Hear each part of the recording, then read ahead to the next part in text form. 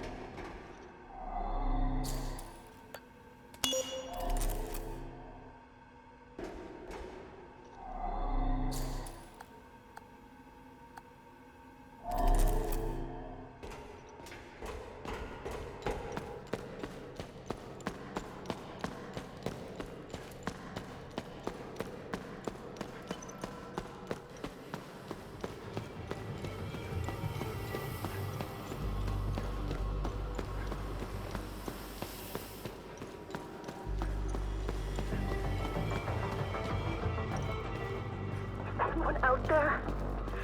Hey, cop! Is somebody out there? Over.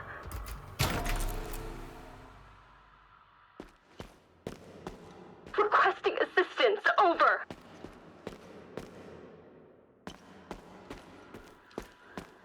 Someone help. Requesting assistance. Over.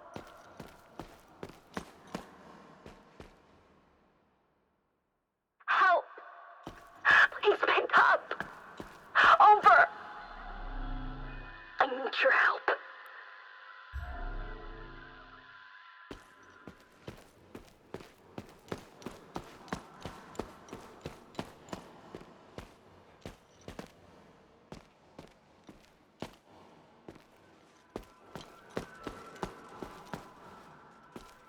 Anyone out there? Hey, cop! Is somebody out there? Over.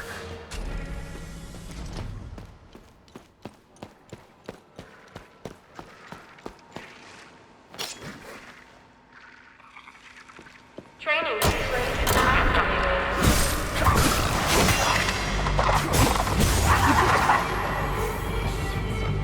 It looks like the training exercise has been activated. You'll have to go through the whole thing before the doors can be reopened. When ready, use the button to start.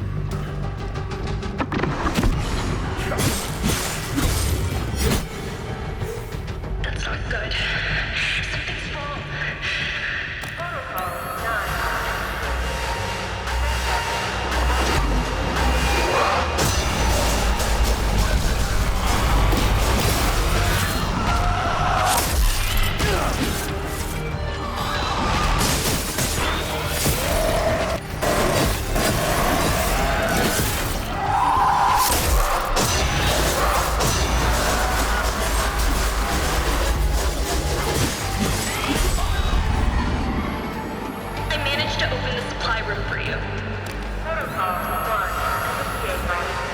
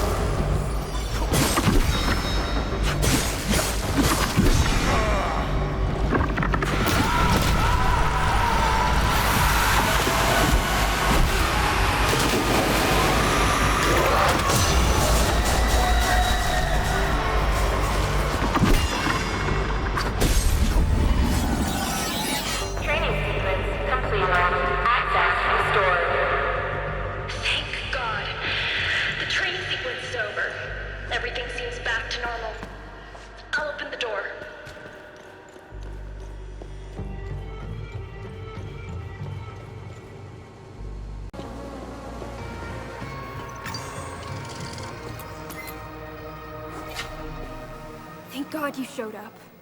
You're a lifesaver. Who are you? I'm Theo Kagan, an assistant technician for OMSIF training. And we're doing exercises when the whole place went haywire. Backup systems malfunctioned when we lost power. The team, they didn't stand a chance. I've been calling on the radio ever since. What do you know about this symbol? I know this. Our boys did a sweep in the older part of the facility. They found a strange stone with that symbol on it. I told them to put it in the storage room on B4 for future analysis. That's where we keep all the old stuff. You'll need some, high-level clearance to get in there. Here, take my key card. It's the least I can do.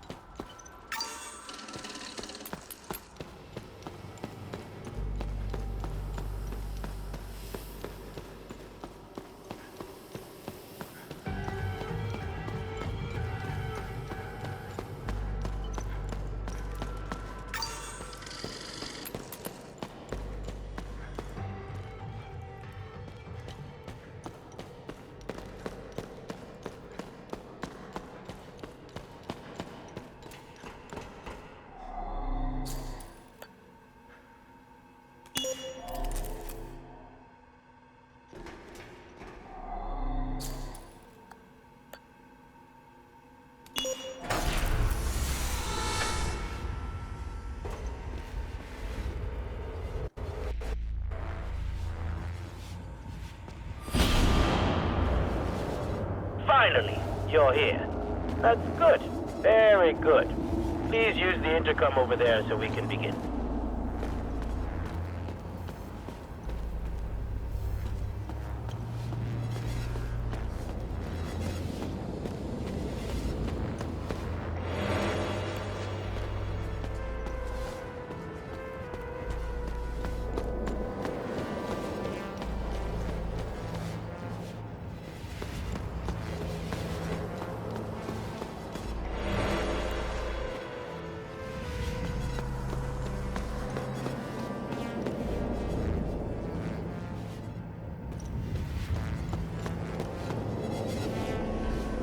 What a fine specimen you are. I will sincerely thank your commanding officer for providing such an excellent candidate. Who are you? Strange. I thought they would have briefed you. Semantics. I'm Dr. Mabden, head of weapons research. Today's experiment will focus on time loop weaponization. Why are you trying to weaponize time loops? Why wouldn't we? Think of what we could accomplish. Did you notice the newly designed hardware around a time loop? This is why you are here, not to ask silly questions. If I were you, I would concentrate on surviving the different protocols. Now, let's begin.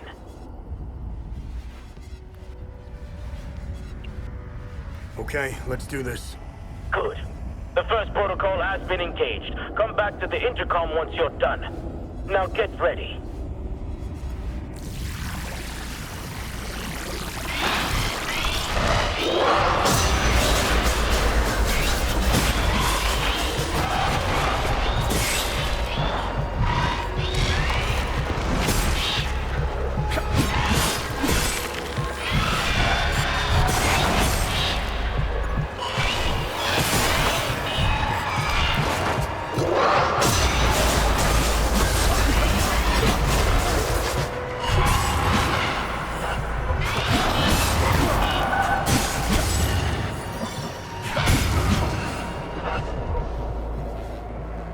Your competency is refreshing.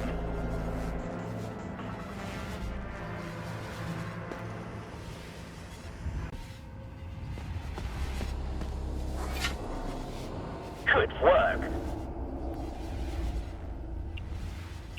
Are we done? Let's get on with the experiment, shall we?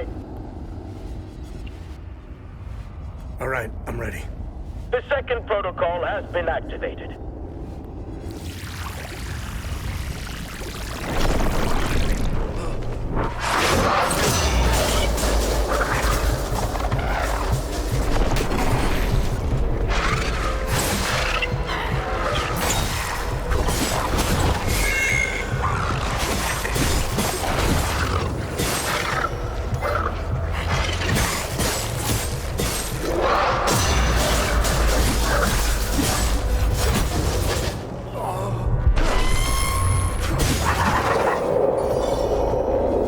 Good.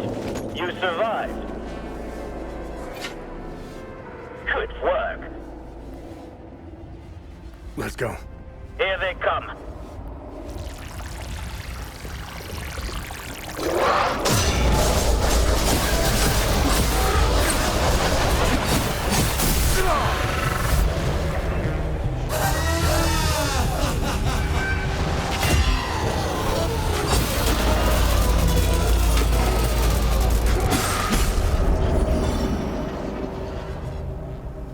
I'm surprised you got through this one.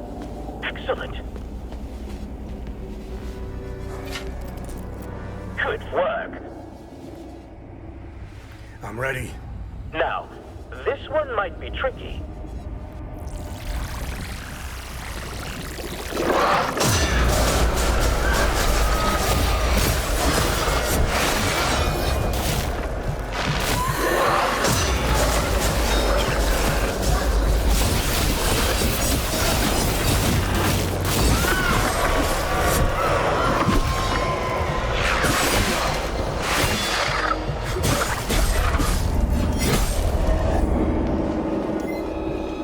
Astonishing.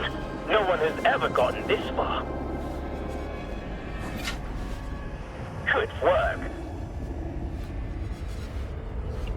This better be the last one. This is the last one. Promise.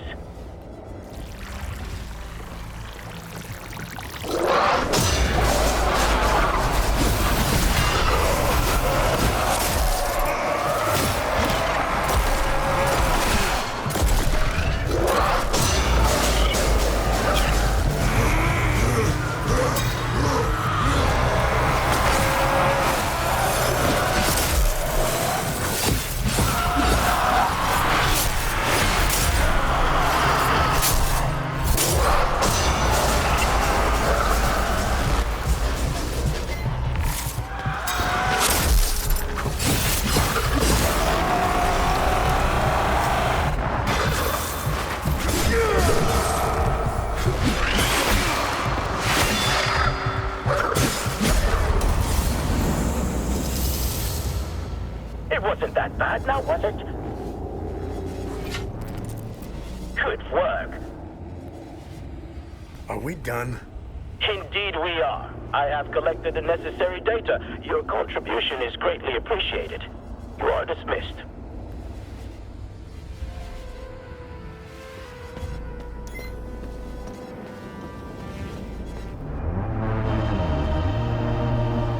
Good work. You've retrieved the Keystone of Rage.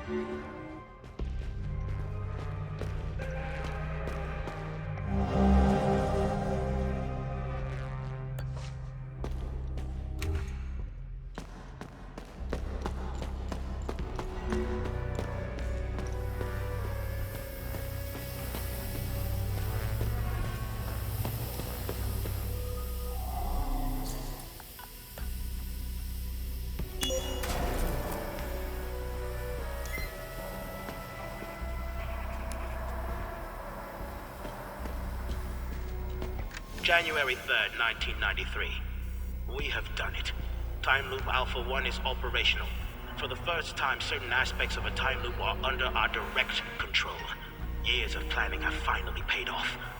Synaptic modulators are stable, and limbic pulse generators have already confirmed our theories that entities can be generated at will.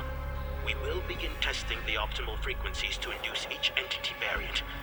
Agent training protocols should be greatly enhanced as a result. The complete weaponization of the technology remains out of our reach for the near future. We are, of course, still bound by the 33-year cycle. Additionally, a proper emotional catalyst remains necessary to the time loop's formation. This requires a great deal of precise social engineering. Overcoming these limitations will be the major area of focus during the next phase of the project.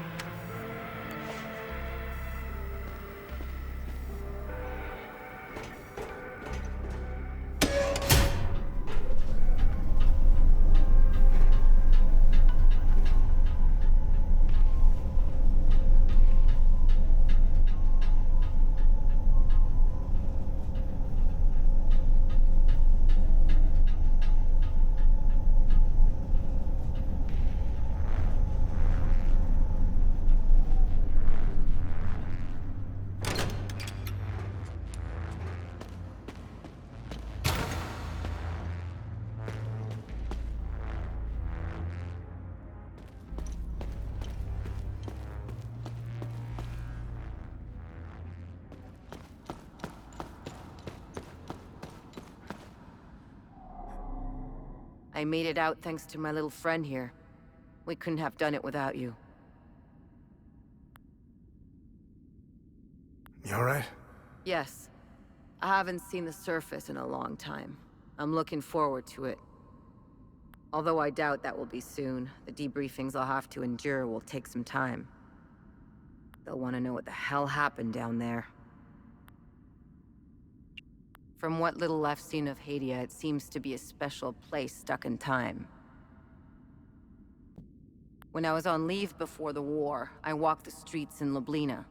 It was like I had used a time machine and arrived in another timeline. It was a strange sensation because I couldn't pinpoint the exact period. Walking on the street, you feel like you're in medieval times. Then you turn the corner and are suddenly propelled into the 1950s. I didn't mingle much with the locals, not my style. I prefer tinkering with machines. I hardly set foot outside this place since the war started. I'm not missing much from what I've heard. I know our people have their part to play in this mess. You probably know more about it than I do. The operatives in the Oculus Division are masters at creating conflict and have their fingerprints all over this war. Funding extremists, targeted assassinations, false flags, you name it. How do I know all this? Well, I was married to an operative. Aside from what is said about them in the news and newspapers, I know little about them. The Peacekeepers have tried their best to delay the war, but it was a lost cause. The Oculus Division made sure of that. I don't know much about the Sabinians. I only know what the higher-ups told us in the briefings when we first arrived. However, I got a small sample when I went out on leave. I got a well-deserved weekend pass one time. I used to get those before the war. I spent it in Lausulus, the capital city in Asteria. I was enjoying my caffeine-infused beverage in a small cafe on the corner of a busy street. I'm curious and I love gossip, so I discreetly listened to a few conversations. I do that purely to entertain myself. At first, the conversations were run-of-the-mill exchanges. These are mainly complaints about work, teachers being too strict, deadlines, overtime, being too tired, a suspect husband, and the everyday anecdotes you might hear anywhere. Then, a news report comes on. The cafe fell into a silent hush. I don't remember what it was about, but when it was over, all you could hear were complaints about the Palamists. Some conversations went as far as suggesting to kill them all. It was surreal. The change in attitude was almost instant. I don't think the news realizes the power they have. Or do they? I've never met any Palamists, and if I did, I didn't notice. There is one place I would love to visit. It's in the heart of the Palamist province of Argola. It's the capital city of Trisk. Some who went on leave there told me it was stunning. It has some of the oldest castles, friendly people, and the best restaurants in Hadia. I know, it sounds like a commercial, but it's what everyone says when people come back from there. I hope it survives the war. I want to visit Trisk if ever I get a weekend pass again. Well, that's probably unlikely. The Cerebrum Division was partly created to study, examine, observe, and dissect them. It's why most of us are here. That old time loop we found in the ancient part of Auriga Museum played a significant role in studying the entities. Why do you think your drone can distract them? We discovered that the entities emit specific frequencies. We have yet to find out why. However, I figured out how to scramble their signal. I built the emitter inside the drone to interrupt the entity's frequency waves, temporarily confusing them. I'm still working on an emitter that doesn't cost too much energy and can last longer. As you know, those few seconds are precious for a soldier. I'll get on that as soon as this place becomes operational again.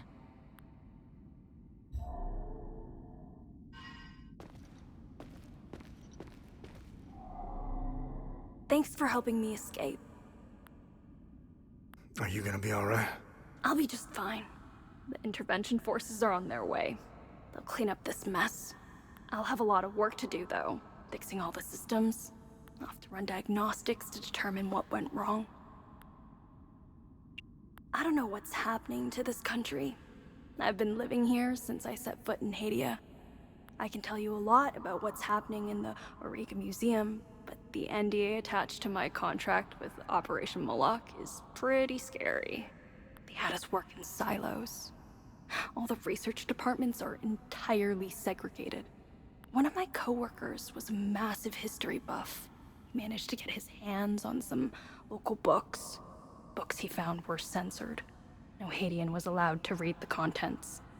He slipped them out of a repository in another SEAL Council complex he worked at before being transferred here. He wouldn't shut up about them. He was fascinated by this one ruler. Her name was Lady Margaret. This isn't the first time these creatures have shown up in Hadia. It's all over their history. This ruler loved her people, wanted to protect them from the creatures. So she had them build a massive underground city. It's in Argola somewhere. He went on to explain that it wasn't the only place. There's thousands of underground ruins all over Hadia. It's because of her. I don't remember the details. But Lady Margaret died under tragic circumstances. I told him to stop telling me all this stuff. He eventually got transferred. Now, I find myself wanting to know more about Lady Margaret. What else is new? Both sides are identical. It's pretty debilitating if you genuinely think about it. Only people who are the same can reach such a point. The line is drawn in the sand, cutting through grievances and insanity. Both sides of the line are utterly convinced that the other represents an absolute menace to everything they considered sacred. Now, where have I seen this before? Their mission here always felt a bit peculiar. I can't quite put my finger on it. Don't get me wrong, the country needed peacekeeping operations, but something felt off. I arrived in the country right when the temporary legislative alliance broke at the seams. I couldn't help but notice how tense the SEAL Council supervisors were. Everything started feeling more precipitated. Not long after, the ON peacekeepers arrived in the country, and all the higher-ups began breathing again. I don't think they were scared of a possible civil war. As far as I know, the SEAL Council needed the bloodshed. No. Something else was making them anxious. Something related to all our cumulative work. I made it a point never to mingle with the locals. That's just setting yourself up, especially when you're considering what you're doing to them. There's a reason you don't name the animals in your lab. It gets personal. A line has to be drawn. I know this guy from medical who got involved with the local. She was a palamist. He met her in a small village. He was assigned there to set up some equipment, before the big day. He got reassigned out of the fields into a lab. He kept in contact with her. But when the war broke out, he lost it and he tried to find her. What an idiot. He's out there looking for her. At first, I was terrified of them. What the fuck am I looking at? After a while, though, you start getting used to them. Then they just become a part of the job. They're amazing, aren't they? They immediately became terrifying again when they got loose, but it was still amazing, right? To think they may hold answers to some of our most pressing questions. It'll take some time before they make Riga Museum safe again. I guess I'll be reassigned to another lab in the meantime.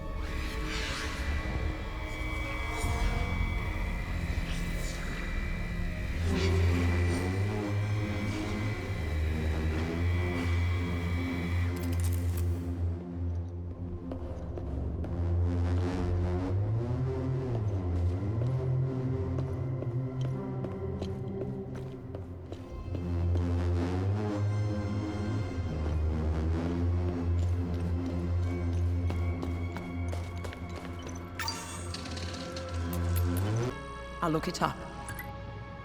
There is a vault to fill.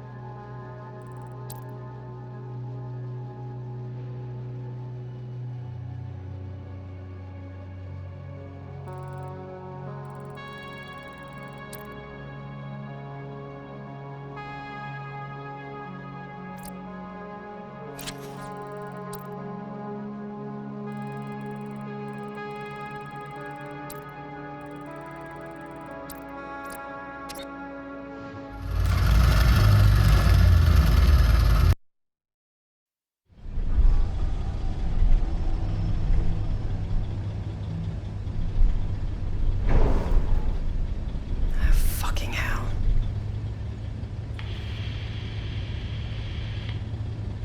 Your name is Remy Latam. You seem to have me at a disadvantage.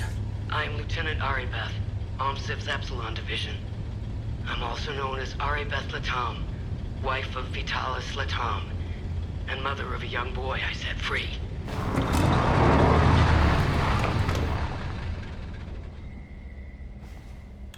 If that's true, what was the last thing you said to me?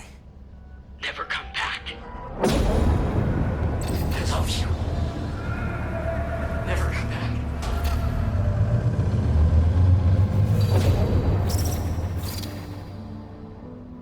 You should have listened to me. If you want to know why I hunted down the Vigil, go to the OMSIV camp in Akasa Marshes. You'll find my file on a laptop. You need a code to open the camp's gate. Underneath the passenger seat of the APC, there's a code sheet inside a box. Today's code is 14. My window is closing. I will contact you again.